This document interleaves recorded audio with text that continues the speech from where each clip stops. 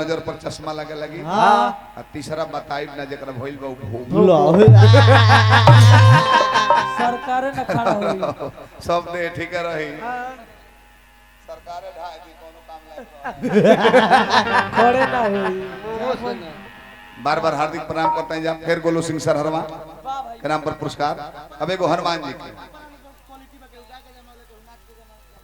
के में हम दोष ना दे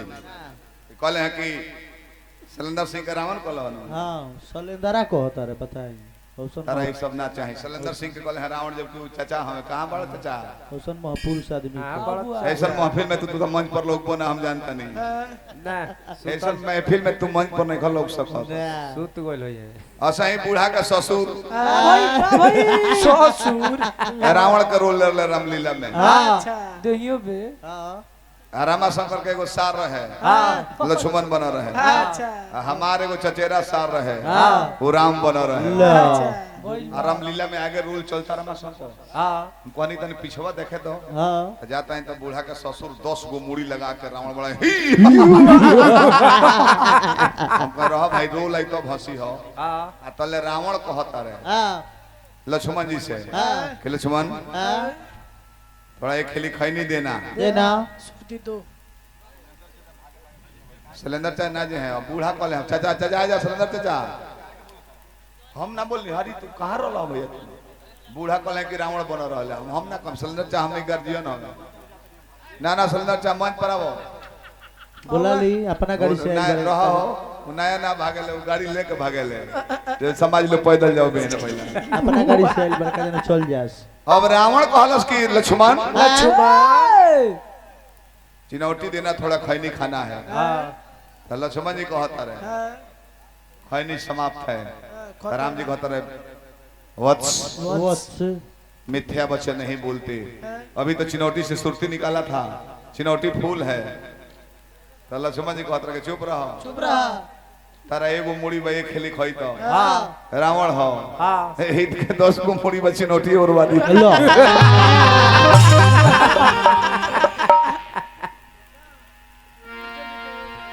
नीमन बात बोलो हमरा कहता रहे कि बोल बम तो जाले ना कैसे ही सावन बीत जाए तले रास्ते में रह जाए हैं ठीक कहला जाए तो तू बोल बम घूम के आवो रोज रोज हरेंद्र सिंह जी मुखिया जी हमरा के फिर 500 दले बनी हार्दिक प्रणाम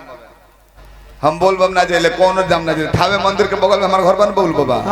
क्रिया खा के कहता नहीं आज ले भीतरी ढुक के दर्शन नहीं कइले 2 साल पहले गोर ने होई जे मंदिर पर अष्टमी में गावे चले जाके दर्शन करा दी हलो हम ना जाइले हमरा एगो हनुमान जी पर सरोतर के बाबा का मानी ली हमार मन जब उदासला सरोतर चंपारण बाबा रो जानता नहीं सरोतर बा के जयकारियो मनाई ले जा हम हो जाइले हमरा दूसरा तीरथ से कोनो मतलब ना हम शाम गावे गोर नि कमछिया माई से 10 किलोमीटर बगल में पार्टी लोग कहल की साझी के ट्रेन भी चली गाड़ी से घुमा देते हैं जब हमरा कहे नहीं के जाए के हम एक आदमी के मानी ले हमरा उनके पर विश्वास बा हम दूसरा देवी देवता के मन में ना करी गोड़ सबका के लगले मंदिर लौकी तो बाकी हमारा हृदय में हनुमान जी रहेला मोतने मानी ले हम बोल बम आ जाए ना चाह तो चल जाए गाड़ी से कहले कौन काम बा एक आध लगता है कि हेलीकॉप्टर से नहीं जा सकता